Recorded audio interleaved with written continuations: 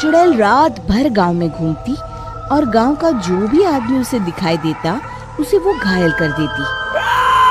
अरे कोई तो बचाओ, मर गया रे। एक रात हरिया अपने खेत से अपने घर लौट रहा था कि तभी अचानक उसके सामने चुड़ैल आ जाती है। अरे बाप रे, ये चुड़ैल कहाँ से आ गई? आज तो मैं गया काम से।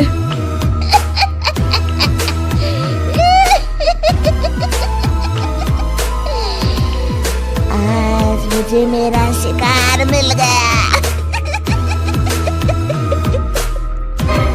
अरे चुड़ैल दीदी, मुझे छोड़ दो। जैसे ही चुड़ैल हरिया की तरफ बढ़ती है, हरिया वहाँ से भाग जाता है और अपने घर के दरवाजे पे पहुँचता है। अरे भगवान, जल्दी से दरवाजा खोलो, मेरे पीछे चुड़ैल पड़ी है। हरिया की पत्नी जल्दी से दरवाजा खोल देती है। अरे आप इतना हाँफ क्यों रहे हैं? अरे मेरे पीछे चुड़ैल पड़ी है, आज तो मैं बाल बच गया। जल्दी से सभी दरवाजे और सभी खिड़कियों को बंद करके बत्ती बुझा दो। तभी चुड़ैल हरिया के घर के पास पहुंच जाती है।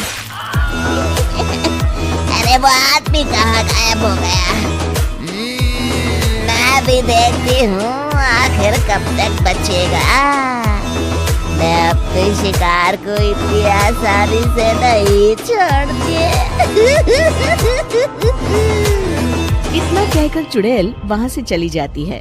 वहीं दूसरी तरफ हरिया और उसकी पत्नी दोनों अपने घर की खिड़की से ये सब देख रहे होते हैं।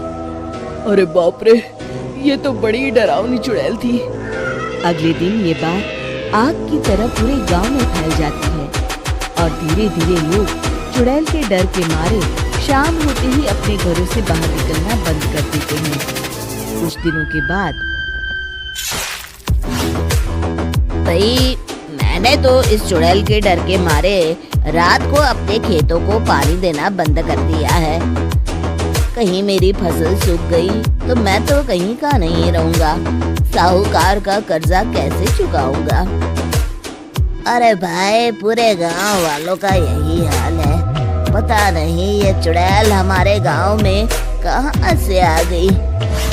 फिर एक दिन गांव के पास वाली नदी के किनारे एक बहुत बड़े तांत्रिक के आने की बात कुछ गांव वालों को पता चलती है। वो लोग जाके ये बात गांव के मुखिया को बताते हैं। मुखिया जी, नदी के किनारे एक बहुत ही पहुंचे हुए तांत्रिक बाबा आए हैं। हमें उनसे मदद मांगनी चाहिए। मैंने सुना है वो बड़े बड़े भूतों और चुड़ैलों को अपने वश में कर लेते हैं। मुखिया जी सभी गांव वालों को लेकर उस तांत्रिक के पास पहुंच जाते हैं। ओम फट स्वाहा, ओम फट स्वाहा।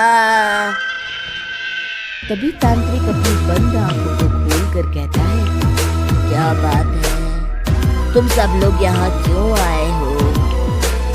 मुखिया जी उस तांत्रिक को सारी बात बता देते हैं। अच्छा, तो ये बात है। और तांत्रिक अपनी आंखों को बंद कर लेता है। मैं देख रहा हूँ तुम्हारे पूर्वजों ने बहुत पाप किए थे, जिससे ये गांव अब श्रापित हो चुका है। उसी के फल स्वरूप तुम्हारे गांव में चुड़ैल आई है। ये चुड़ैल बहुत खतरनाक है, ये किसी को नहीं छोड़ेगी। हे भगवान, मर गए रे, अब क्या हो गया? तभी गांव के मुखिया जी कहते हैं, बाबा, इस चुड़ैल से हम सबको बचा लीजिए। कोई तो उपाय होगा। उसका सिर्फ एक ही उपाय है। सभी गांव वालों को बारी बारी हर दिन अपनी आधी फसल उस पहाड़ी के ऊपर बनी काली गुफा में छोड़ के आनी होगी। तभी उस चुड़ैल की भूख मिटेगी और श्राप का प्रभाव खत्म हो जाएगा और तुम सब जिंदा बच जाओगे। सभी गांव वाले उस तांत्रिक की बात को मान लेते हैं और वहां से चले जाते हैं। फिर अगले दिन से रोज उस गांव के लोग बारी बारी से अपनी आधी फसल उस काली गुफा के पास जाकर रखाते। कुछ दिनों बाद हरिया की बारी आती है। बाप रे, आज तो मेरी बारी है उस काली गुफा में जाने की। करूं? वो तो बड़ी खतरनाक चुड़ैल है। मेरे तो हाथ पैर कांप रहे हैं। फिर हरिया डरते डरते अनाज की बोरियां अपनी बैलगाड़ी में लाद देता है। तभी हरिया की पत्नी उससे कहती है, देखो जी, संभल के जाना और किसी भी हालत में शाम होने से पहले वापस आ जाना। उस चुड़ैल का कोई भरोसा नहीं है जी। हरिया बैलगाड़ी में बैठते हुए कहता है, भगवान, मैं क्या वापस आऊंगा? लगता है अब तो मेरी खबर ही आएगी।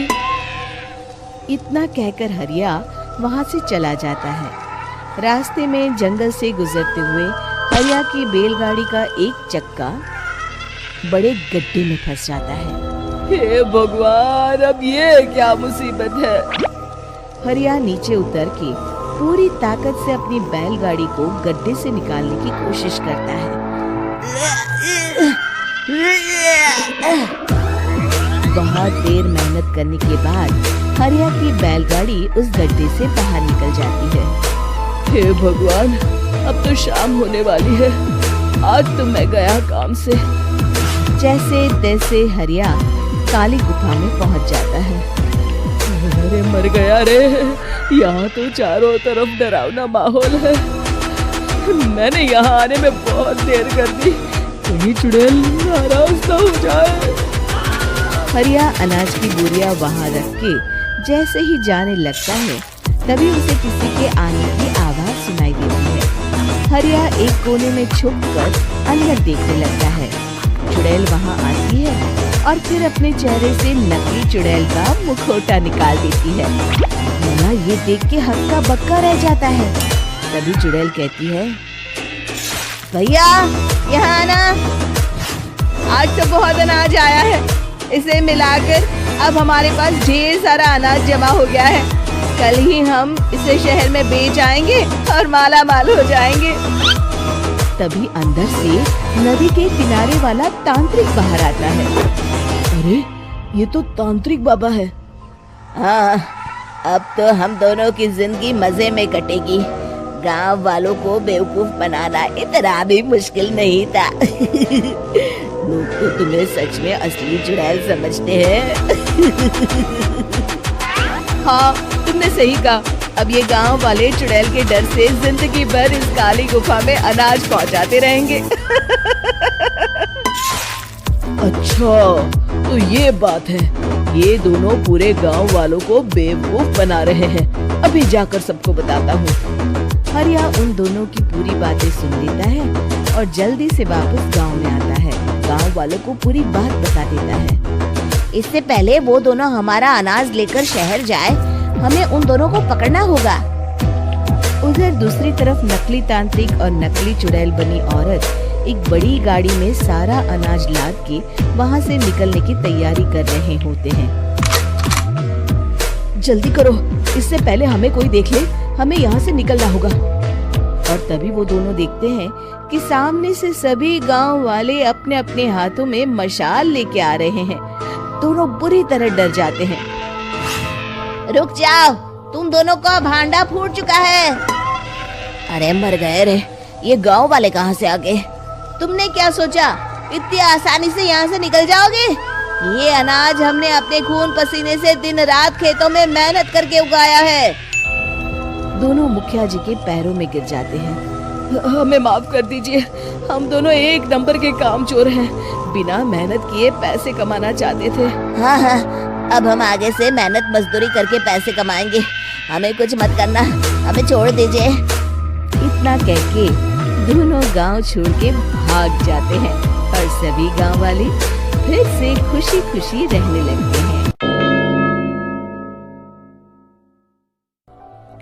शिक्षा, तभी तो कहते हैं कि किसी भी समस्या का समाधान केवल सूझबूझ से ही करना चाहिए और कभी हिम्मत नहीं हारनी चाहिए। दोस्तों, हमें उम्मीद है कि आपको हमारी ये कहानी पसंद आई होगी। कृपया हमारे चैनल को सब्सक्राइब करें और सभी अपडेट्स के लिए बेल आइकन जरूर दबाएं।